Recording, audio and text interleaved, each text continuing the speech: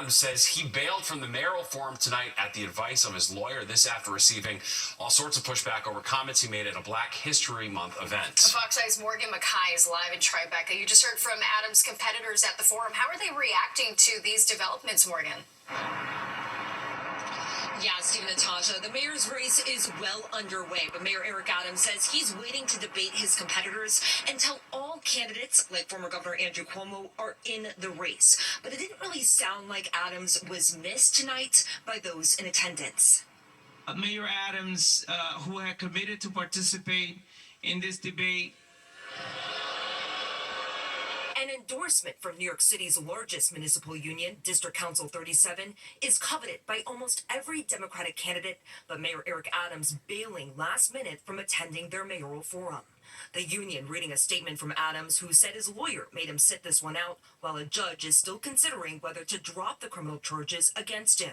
As he awaits the conclusion of his case on the advice of counsel.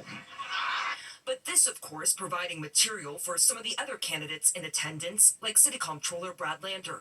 On the advice of counsel, I'm proud to be at DC 37's mayoral forum tonight. But according to Adams himself, Adams also wanted to wait until former Governor Andrew Cuomo jumps in the race, which is likely going to be any day. There are a lot of candidates who are in the race who are in the shadows. DC 37 endorsed Adams in his first run for mayor in 2021, but that endorsement is not a guarantee this year, especially with some union members wearing shirts at the forum that said, quote, Adams resign. If a candidate did not have the heart to be here, they should not be your mayor.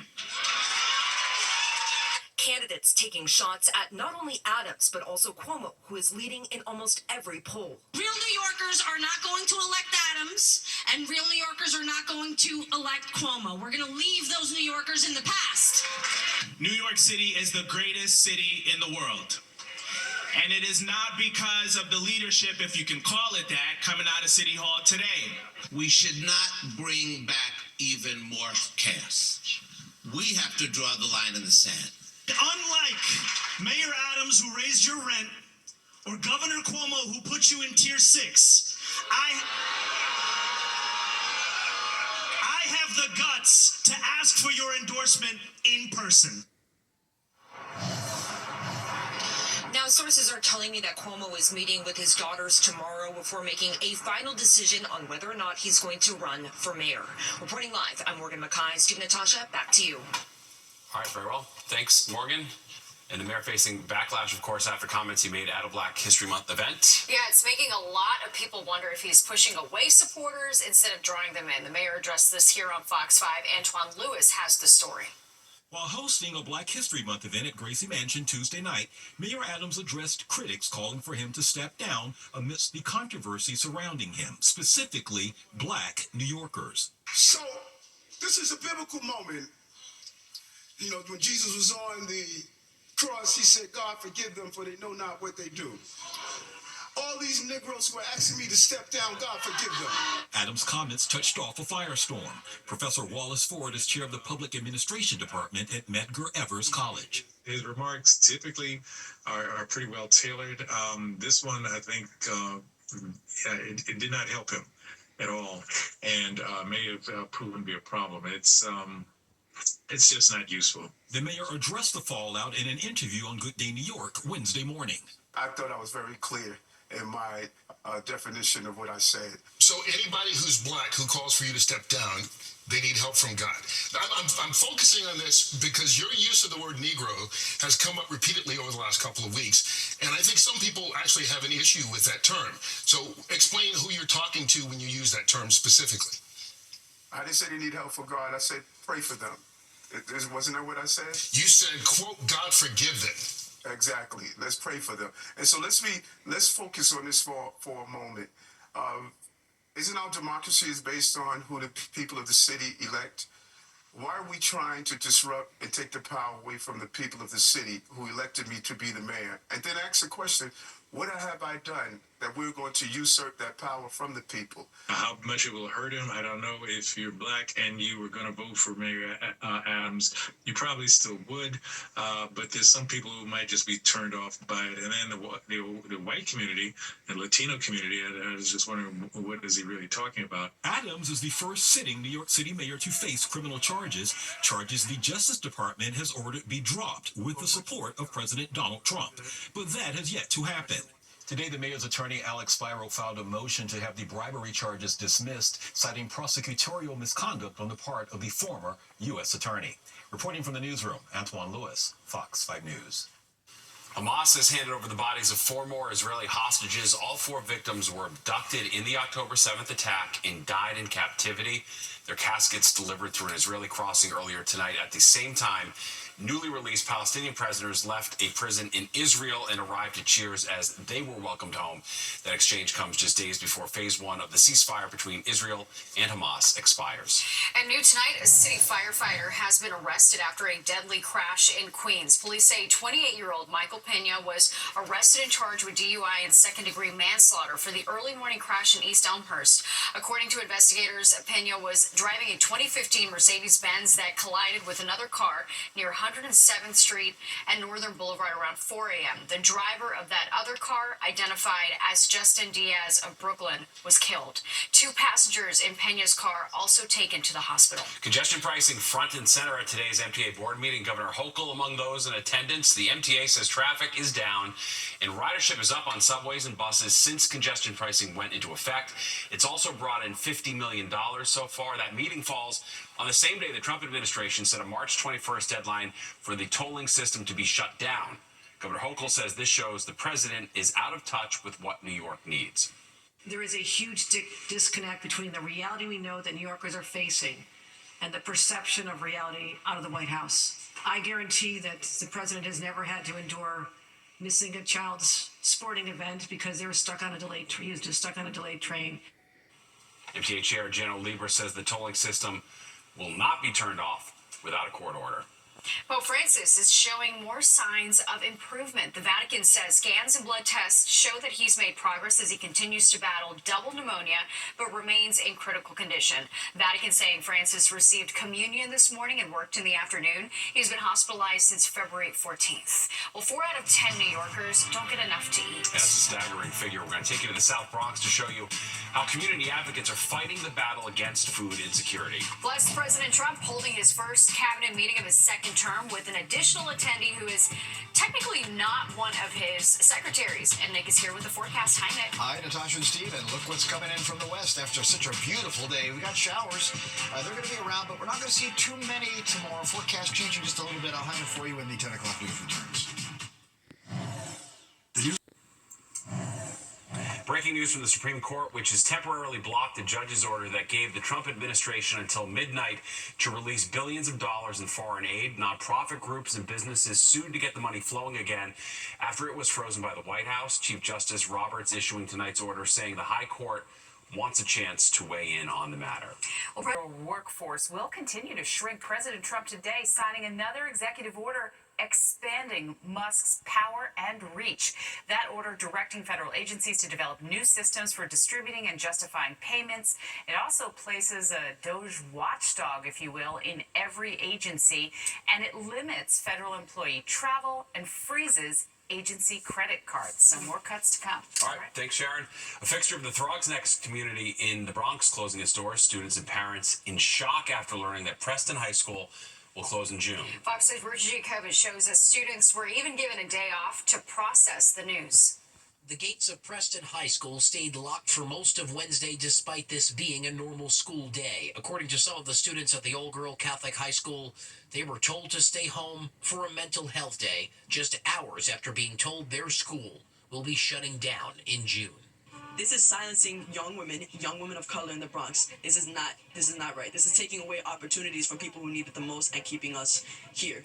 Cielo John is a junior here at Preston. Cielo, along with her friends, found out early Tuesday evening that the school would cease operations after this year. The letter sent home to parents blames declining enrollment, financial limitations, and aging infrastructure. But parents say all of this comes without any prior warning. I'm not sure what the next move is, but I have to just hope for the best. I feel so lost. Oh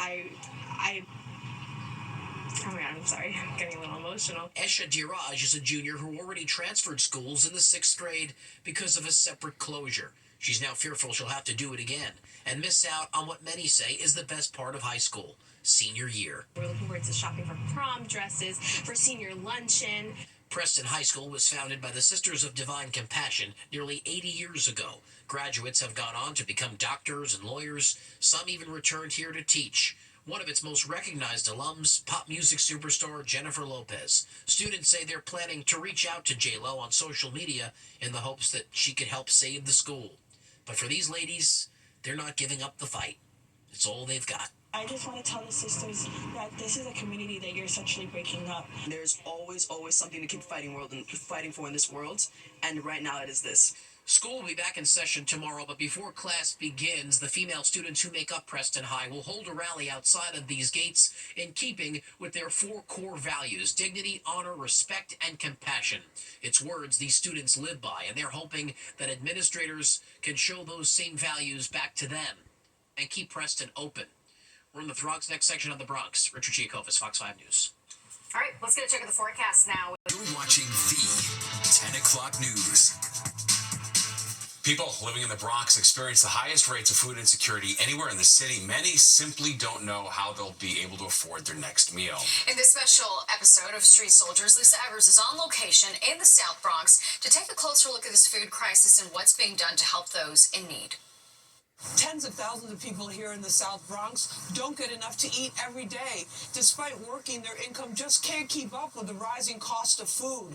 Now there are grassroots efforts underway by local leaders and community groups to fill that gap. I lost my job, and HRA wasn't giving me enough food stamps, so sometimes at the end of the month I wouldn't have enough. Food carts are chained to a fence to hold the patrons' places at a pop-up food pantry, a sign of the times. Sadly, it's no exaggeration to say that many of the 1.5 million residents of the Bronx face a daily food crisis. The New York State Health Department reports that about 39%, or 4 out of 10 residents, are food insecure, a polite way to explain a disturbing reality in the richest nation on earth, that many never know for sure when and what they'll be able to eat. In the South Bronx, the number of children and adults going hungry is even higher. When you look at the lines don't seem to get any smaller. When you look at the amount of time that my constituents are waiting online to pick up food from these food pantries, it's endless. Regardless of the weather, they're there with their carts. As we walk along Southern Boulevard, where City Council member Rafael Salamanca grew up, he tells us why he fights so fiercely to fund programs that provide direct, immediate help to his community. He explains that the devastating impact of higher food prices, rising rents, and lower wages is forcing many Bronx residents to stand on lines to get donated food for the first time in their lives. At one of the New York Common Pantry locations, manager Omar Alvarez gives out many basic food items, including produce, considered a luxury, and shelf-stable milk, because some of the people have no refrigerators. He tells us the need has never been greater. We've been breaking records here at our location weekly, where we used to service roughly around 200 families. We're now servicing on one single day, we're serving close to 400, if not above 400 families. One of the programs that's having a big impact here is the Urban Health Plan. They offer a variety of services to meet neighborhood needs, including food insecurity. At this healthcare and wellness clinic, head pediatrician Dr. Aklima Mohammed says childhood malnutrition is such a big concern, kids are automatically screened for it. If they need food, the staff has pre-packed bags ready to give them. How do you see food insecurity manifest with the kids that come for your care? Parents do not like to say that they don't have any food in the house, so you really have to ask that question clearly. Dr. Aklima Mohammed tells me it can manifest as irritability, behavior problems in school, greater susceptibility to the flu and other viruses, and even permanent damage into adulthood. The brain is arrested in growth from an early age if the children aren't being fed well. We're outside on one of the coldest days of the winter. It's also Thursday, a special day at Pastor John Uduokan's Word of Life International Church food pantry. The line stretches around the block. Today is mainly for seniors, people 55 and above, and vets, and people with physical disability. The food offerings are laid out warehouse style in front of the church. People can take whatever they need. Church volunteers help them with their selections. You have a lot of food, so do people come and they pick up the bags of food, or how does this work here? Yes, we don't give you what they do not want. So as a passing through, if they want apple, we give them apple. If they want onions, we give them onions, potatoes, watermelon. Also these products here, whatever they want, we give it to them. It's very much needed, especially in this community over here. Prices is ridiculous now. We were shocked by the number of people here impacted by food insecurity, but impressed by the efforts being done to help them. I hope you'll join us for the special episode of Street Soldiers on location in the South Bronx, Friday night at 10:30, right here on Fox 5. In the South Bronx, I'm Lisa Evers, Fox 5 News. Well, lawmakers are urging the Trump administration to keep funding in place for 9/11 related health care. This comes after DOJ cut the World Trade Center health program staff by 20% last week, but then reversed the decision after bipartisan pushback. Now lawmakers are looking to extend and expand 9/11 health coverage. Time for America to put its money where its mouth is and prove to the heroes of 9/11 that we mean it when we say we will never forget. Our responders and survivors deserve the peace of mind that comes that they know they will continue to receive the care that they were promised. 2 research grants and 16 employees who had been fired have been reinstated. However, other employees of the 90-member staff took the buyout and left. The NYPD in dire need of more cops, and in a push to attract more recruits, Commissioner Tisch reducing the number of college credits required to enter the police academy from 60 to 24. The NYPD, one of the last major police departments that requires college credit. Practically begging people to take the exam. And when they pass, we are scrambling to get them hired as quickly as possible. Mayor Adams has given us all the resources we need and greenlit every class we wanted to bring in. But the applicants just aren't there. Other challenges the department faces, Tisch says the defund the police movement drastically drove down numbers. And according to the president of the NYPD's largest union, other police departments offer better benefits and a better quality of life. Family and friends gathered at the WTC Memorial today to remember their loved ones. It was 32 years ago today that the 1993 World Trade Center bombing took place, killing 6 people and wounding more than 1,000 more. Islamic terrorists exploded a truck bomb inside the North Tower's parking garage, a moment of silence happening at the exact time the bomb was detonated, followed by the reading of the victims' names that they hope will never be forgotten. I want family members and the communities that join us to feel a sense of connection to this place, to know that they're always welcome here, that we remember what happened on that day. Organizers say it's important we never forget the victims' names and their stories, indeed. Well, President Trump says he plans to put U.S. citizenship up for sale with a $5 million price tag. And we're diving into this visa program, how it would work and what it's going to replace.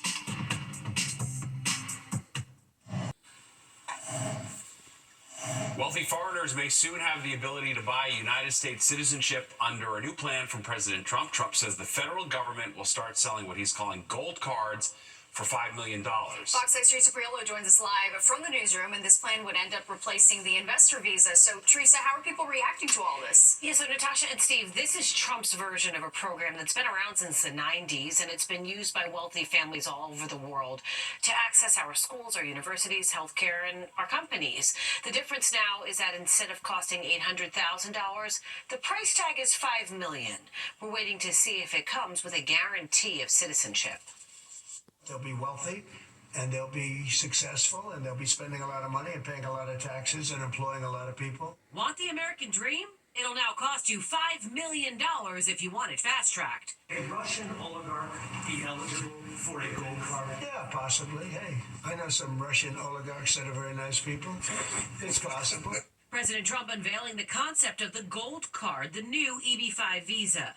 Since the 90s, the EB-5 visa has been used as a way to infuse cash into businesses or a way to start a company in the U.S. The president wants to revamp it and use it as a stimulus. The president said rather than having this sort of ridiculous EB-5 program, we're going to end the EB-5 program. We're going to replace it with the Trump Gold Card, which is really a green card. Affluent applicants will still be vetted. Basil Moore is with Henley and Partners, which handles citizenship by investment. Currently, the EB-5 costs $800,000. By investing $800,000 into the United States into an existing business or into your own business, creating a certain amount of jobs, then all of a sudden yourself, your spouse, your children will have a permanent residency of the United States. So now the kids can go to the States, they can study, they can work, they have an alternative place that they can thrive. But where's that $5 million going? What we don't know yet is that $5 million going to be more interesting than the 800 in the sense that is there a fast track to citizenship? Is it faster if you were to invest $5 million to naturalize? Is it going to be an investment, or will it be a simple non-refundable contribution, also known as a donation? There are concerns the Gold Card will bump those deserving from a path to citizenship, but Moore says the program is already running, and it's not unlike a lot of other countries' investor visas. Portugal has a golden visa program as well that starts with a residency, and then after 5 to 6 years, you can naturalize as a citizen, whereas Malta asks for a higher investment threshold, about double, but they managed to transition into a citizen in about 18 months. Trump says he hopes to have this program revamped and up and running in 2 weeks. Natasha Steve. Very interesting. All right, Teresa, thank you. All right, socks, check. Underwear, check. But be honest, when you're doing the laundry, there's one thing you wear almost every day outside that you're probably forgetting. That's right. Think about it. When was the last time you actually washed your gloves? After our report tonight, you may want to get that laundry card handy in a hurry.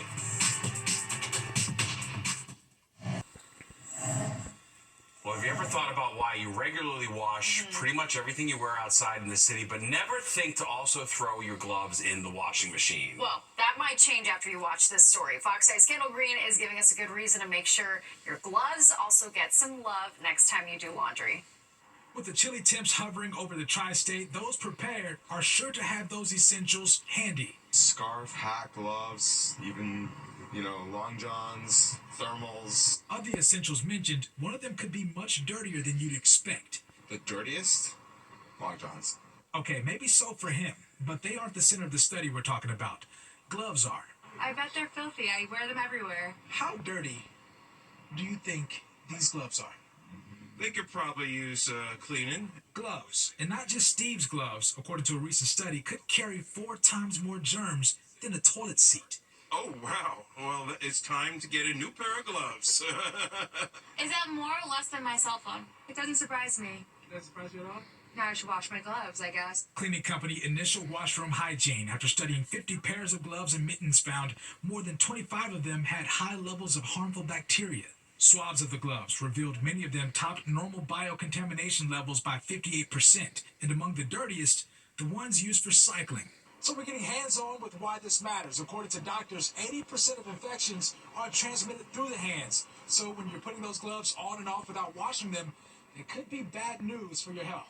Dr. Purvi Parikh, an immunologist at NYU Langone Health. COVID, flu, RSV, and norovirus. All 4 of those are spread through not washing your hands well enough. In addition, things like COVID and flu and RSV, we already know, like coughing, sneezing. She says if you're not too careful, keeping those hands cozy in the cold could come at a cost. Often people forget, because they think, I'm just wearing it for a short amount of time outside, but it's collecting all the dirt that you come in contact with and all the germs that you come in contact with.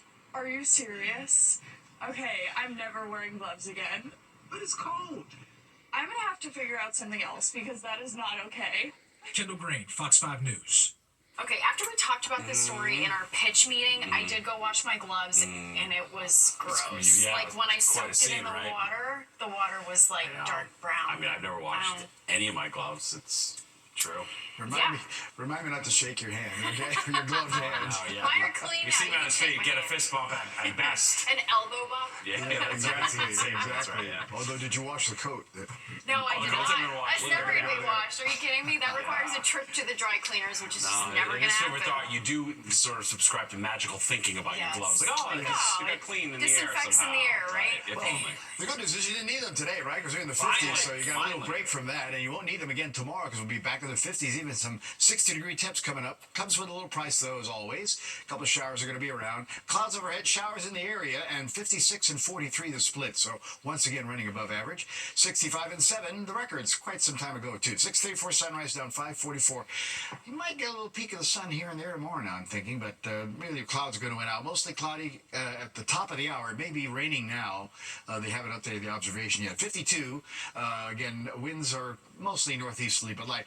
Part of the reason it's not really raining reaching the ground here is look at the humidity and the dew point. Very dry, so that shower activity is evaporating before it makes it down to the ground. All right, low 50s in the city, low 40s in the Hamptons. Same for all Connecticut, heading towards the Hudson Valley there, 43 White Plains. Allentown, 45, hanging on to 50 at Newark, with the northeast wind becoming more easterly as the night goes along, about 5 miles per hour, so no big deal. All right, temperatures today.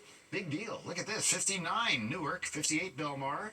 Very nice. Mid-50s up to White Plains and into Connecticut. A little cooler, though, in upstate New York. They didn't get out of the 40s today. They're Rochester and Albany holding on to 44. Providence a little better, 53. But look at the 60s. Philadelphia southward down to Richmond, and then 70-degree temps popping up as you went down into the Carolinas, 78, even 80 at Nashville today. A little contrast with Detroit, though. They were at 38. Here's the radar, and here's the showers. And again, some of this not necessarily reaching the ground. Probably the darker colors are starting to make an impact. You can take a look at the wide view. Those showers go back into parts of Pennsylvania, and even wider view shows they do extend back into portions of Ohio. And even wider view shows that they go down into about Kentucky, with a storm system that we're watching just about over Gary, Indiana. They're kind of sliding off to the east, but it's a weak system. It'll take a chunk of tomorrow to get through here, but I don't think we're going to see a lot of rain. Just some scattered showers from time to time, coming in some waves. First part of the morning, it'll be a little break for a while, then it comes back maybe to the early part of the afternoon. After that happens, things will dry out as we head on in towards the weekend. All right, so tonight the showers again come in about 43 as we head in towards our overnight low in the city, and upper 30s to about 40 in the suburbs, so we'll call that cool.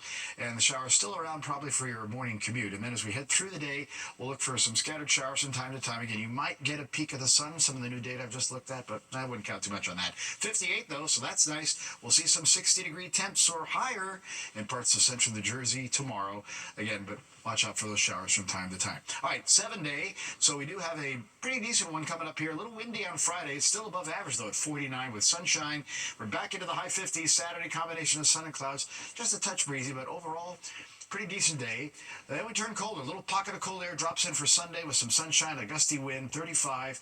Morning low 26, back to about 38 on Monday. And then we'll recover once again. A little roller coaster ride here. I call this the kiddie roller coaster, though, right? So 49 at Tuesday, and then we'll be back in the high 50s Wednesday. That will come with some showers. Yeah, not too bad. Then we're in March, so everything's looking up. All right, good deal. Thanks, Nick.